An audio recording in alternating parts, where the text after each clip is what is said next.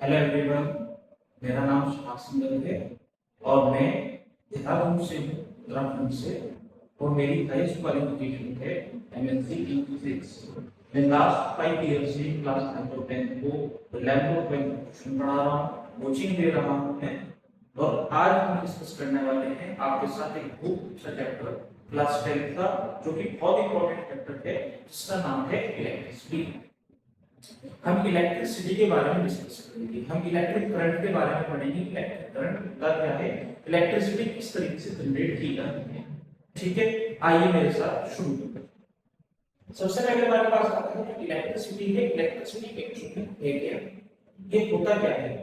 The flow of electrons is known as the electricity. एक simple सी definition है electricity की, बट उससे पहले हमें समझना जरूरी है कि जो हमारी इलेक्ट्रिसिटी है ये जनरेट कहां से होती है, ये आई कहां से।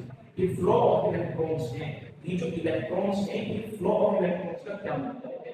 तो सबसे पहले हम वो समझते हैं।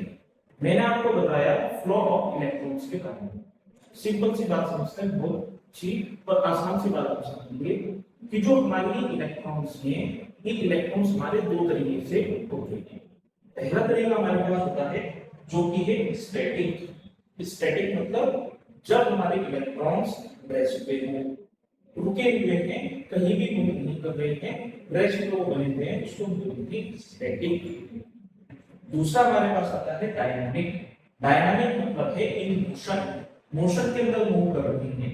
मूव करना हमने पढ़ा है क्लास 9 के अंदर, हमने मोशन चैप्टर के अंदर पढ़ा है कि जो हमारे पास मोशन होता है दो तरीके के होते हैं। पहला हमारा होता है अगर हमारी कोई भी बॉडी रेस्ट पे हो, और दूसरी होती है कोई भी बॉडी हमारी मोशन के अंदर हो। तो उसी तरीके से हमारे पास जो इलेक्ट्रॉन्स हैं ये भी दो तरीके से हैं। पहला तरीका आपको बताया गया जब हमारे इलेक्ट्रॉन्स एक जगह रुके हुए होंगे, रेस्ट पे होंगे, तब हम उसको बोलेंगे स्टैटिक इलेक्ट्रिसिटी। और जब हमारे इलेक्ट्रॉन्स मूव कर रहे होंगे, चल रहे होंगे, तब हम उनको बोलेंगे डायनामिक इलेक्ट्रिसिटी। तो दो तरीके की इलेक्ट्रिसिटी मैंने आपको बताई। दूसरा हमारे पास आता है इलेक्ट्रिकल सब्सटेंसेस। ये बहुत इंपॉर्टेंट है और आप पिछली क्लासेस के अंदर पढ़ के आ रहे हैं। इलेक्ट्रिकल सब्सटेंसेस का क्या मतलब है, पहले हम ये समझेंगे।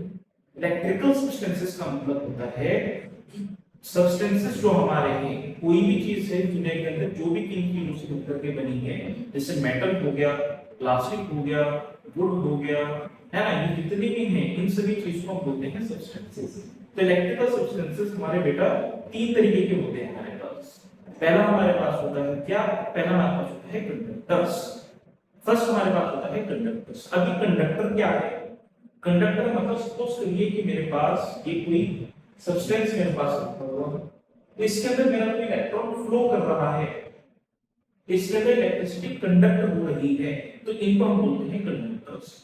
मतलब जिसके अंदर इलेक्ट्रिसिटी फ्लो कर सके, इलेक्ट्रिक करंट फ्लो कर सके, उसको हम बोलते हैं कंडक्टर्स। दूसरा हमारे पास आता है क्या, दूसरा हमारे पास आता है इंसुलेटर। इंसुलेटर, इंसुलेटर मतलब होता है जैसा हमारा कंडक्टर है, कंडक्टर में इलेक्ट्रिसिटी पास हो रही है, इलेक्ट्रिक करंट फ्लो कर रहा है, लेकिन जो हमारे इंसुलेटर होंगे, इंसुलेटर के अंदर हमारा इलेक्ट्रिसिटी कंडक्ट नहीं करते। कंडक्टर्स की अगर मैं आपको बात करूं तो कंडक्टर के एग्जांपल की बात करें तो सबसे पहला कंडक्टर के एग्जांपल आते हैं मेटल। जितनी भी मेटल हैं, हमने कॉपर वायर है हमारे पास, एल्यूमिनियम वायर है, ये जितनी भी हैं सब मेटल से बनी हुई है। तो मेटल जो है वो हमारी इलेक्ट्रिसिटी को कंडक्ट कर सकता है।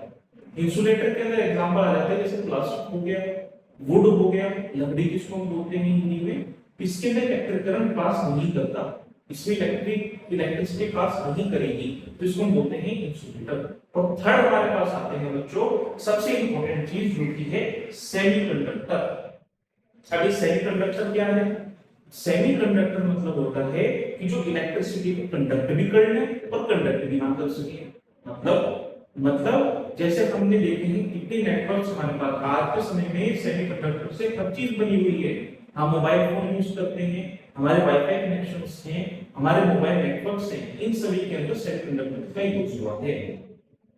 फॉर एग्जांपल के तौर पे अगर हम बात करें, जैसे हमारे घर के अंदर वाईफाई कनेक्शन लगा हुआ है, तो हमारा मोबाइल नेटवर्क वाईफाई से कनेक्टेड है, लेकिन उसकी एक रेंज होती है।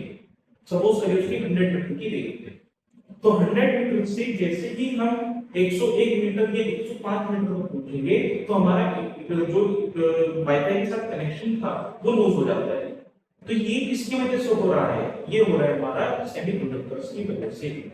सेमीकंडक्टर मतलब जो इलेक्ट्रिक करंट को अपने अंदर फ्लो करवा सके, लेकिन एक लिमिट तक, मतलब फ्लो करा भी सकते हैं और फ्लो नहीं भी करा सकते। तो एग्जांपल के तौर पे आपको मैंने वाईफाई के बारे में बताया है। जितनी भी हमारी चीजें हैं इलेक्ट्रिकल चीजें, जैसे हमारे पास वॉशिंग मशीन हो गई, एलईडी टीवी हो गई, मोबाइल हो गया, कंप्यूटर हो गया, सभी हमारे सेमीकंडक्टर से मिलकर के बने। तो semiconductors are very important in physics also and in our future. Okay, तो this is our world, this is our electrical system. Next हम आपसे डिस्कस करने जा रहे हैं इलेक्ट्रिक चार्ज के बारे में। अब इलेक्ट्रिक चार्ज क्या होता है? What is electric charge? How do we define the electric charge? मैंने डेफिनेशन लिखी है आपके लिए, मैंने लिखा है आपके लिए कि charge is a property linked to the matter that causes it to generate and undergo electrical and magnetic effect. Charge क्या है? What is electric charge?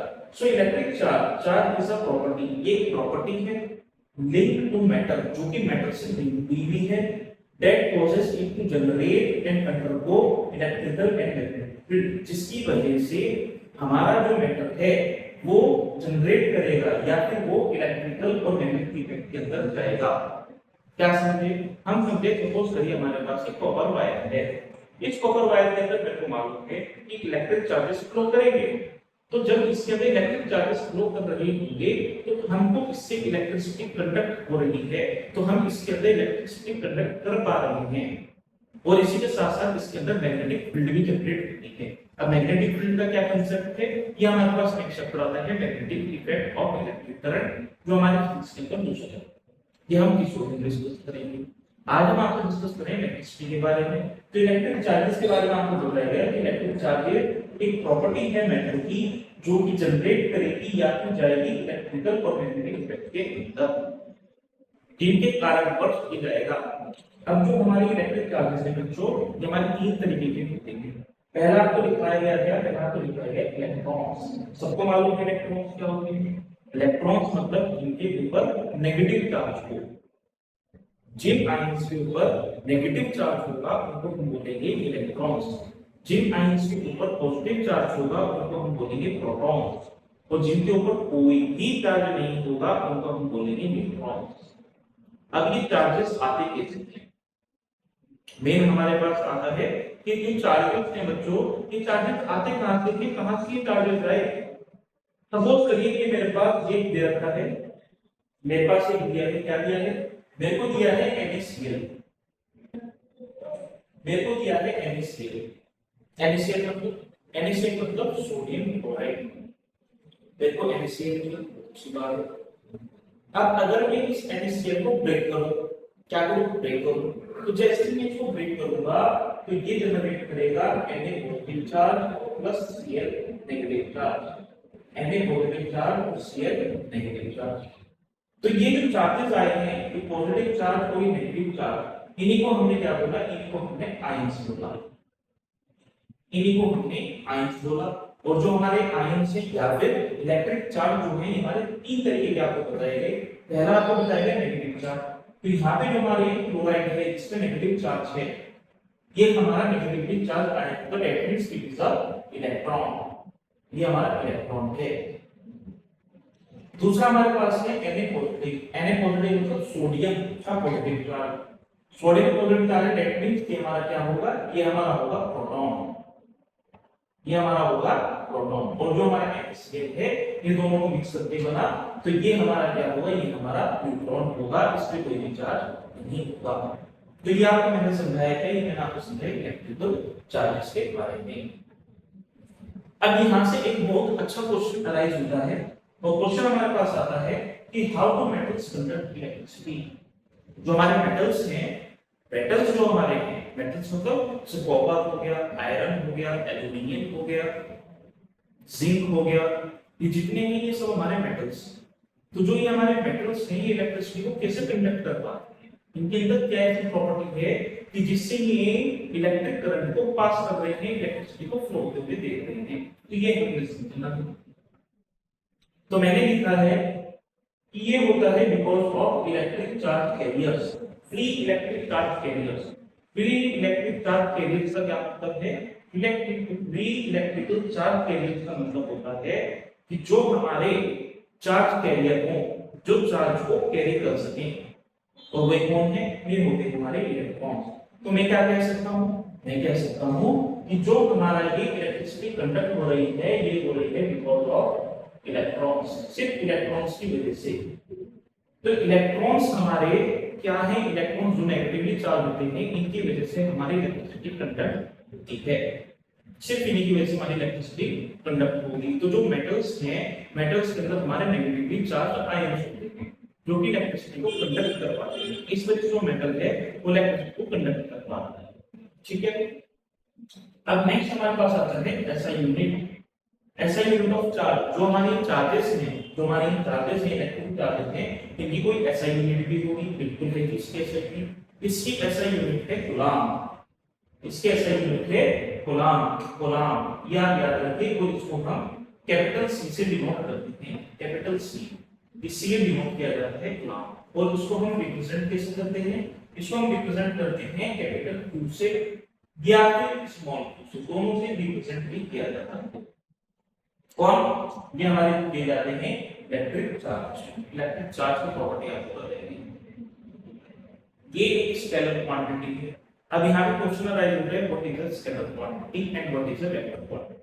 दो तरीके की हमारे पास क्वांटिटी होती है। एक हमारे पास होता है स्केलर क्वांटिटी और दूसरा हमारे पास होता है वेक्टर क्वांटिटी। तो स्केलर और वेक्टर क्वांटिटी क्या है? वेक्टर क्वांटिटी हमारी होती है वो जिसके पास एक डायरेक्शन भी हो और जिसका एक कुछ ना कुछ मैग्नीट्यूड भी हो। मैग्नीट्यूड मतलब न्यूमेरिकल वैल्यू। स्केलर क्वांटिटी क्या है? स्केलर क्वांटिटी है जिसका कोई भी डायरेक्शन नहीं होगा, लेकिन उसकी एक मैग्नीट्यूड होगा। मैग्नीट्यूड मतलब उसकी एक न्यूमेरिकल वैल्यू होगी। तो हमारे जो इलेक्ट्रिक चार्जेस हैं, इनकी कोई भी डायरेक्शन नहीं होती, इनकी सिर्फ एक मैग्नीट्यूड होता है, इनकी एक न्यूमेरिकल वैल्यू होती है। इसलिए ये हमारे क्या है? इसलिए हमारे ये स्केलर क्वांटिटी है। क्लियर? अब हमारे पास आता है क्या? अब हमारे पास आता है प्रॉपर्टीज ऑफ चार्जेस। चार्जेस की प्रॉपर्टीज के बारे में हम डिस्कस करने जा रहे हैं। चार्जेस की कुल मिलाकर के तीन प्रॉपर्टी होती है। Additive in nature, charge is conserved and quantization of charges. पहले बात करते हैं additive nature of charge. Additive nature of charge का क्या मतलब है, ये मैं आपको समझाने जा रहा हूं। ध्यान से समझिए कि एडिटिविटी इन नेचर का क्या मतलब है। सपोज करिए कि मेरे पास कोई मेटल दिया है, ये मेरे पास कोई मेटल पड़ा है, ये मेटल है, इसके अंदर हमारे पास चार्जेस है। सपोज करिए ये इसमें हमारे चार्जेस पड़े हैं, इसके अंदर हम कर देते हैं -2 पड़ा है, यहाँ पे -2 पड़ा है, यहाँ पे -3 पड़ा है, -4 पड़ा है। इस तरीके से इसके अंदर चार्जेस पड़ेंगे। क्या प्लस में पड़े हैं, पॉजिटिव में ले लेते हैं, हमारे पॉजिटिव में पड़े हैं चार्जेस, क्योंकि चार्जेस तो नेगेटिव पॉजिटिव दोनों हो सकते हैं। तो हमारे पास एक मेटल है, ये हमारा एक मेटल है और मेटल के अंदर हमारे ये चार्जेस पड़े। तो अगर मुझे इसका टोटल इलेक्ट्रिक चार्ज निकालना हो, क्या निकालना हो? टोटल इलेक्ट्रिक चार्ज निकालना हो, तो टोटल इलेक्ट्रिक चार्ज इसका कैसे निकलेगा? टोटल इलेक्ट्रिक चार्ज इसका निकलेगा, टोटल इलेक्ट्रिक चार्ज इसका कैसे निकलेगा? हम सभी को प्लस करेंगे। जब जितनी भी हमारे पास चार्जेस हैं, हम सभी को क्या कर देंगे? हम सभी को प्लस कर देंगे। जब हम सभी को प्लस कर देंगे तब क्या करके हमारे पास क्या आएगा? हमारे पास आएगा 4 × 8 = 10 11 प्लस 11। तो प्लस 11 इसका टोटल इलेक्ट्रिक चार्ज है इस मैटर के ऊपर। इसी को हम बोलते हैं, ये हमारी प्रॉपर्टी है एडिटिविटी इन नेचर। ये हमारा क्या करता है? ये हमारे सभी चार्जेस को प्लस कर देता है, ऐड कर देता है। तो ये इसकी पहली प्रॉपर्टी है।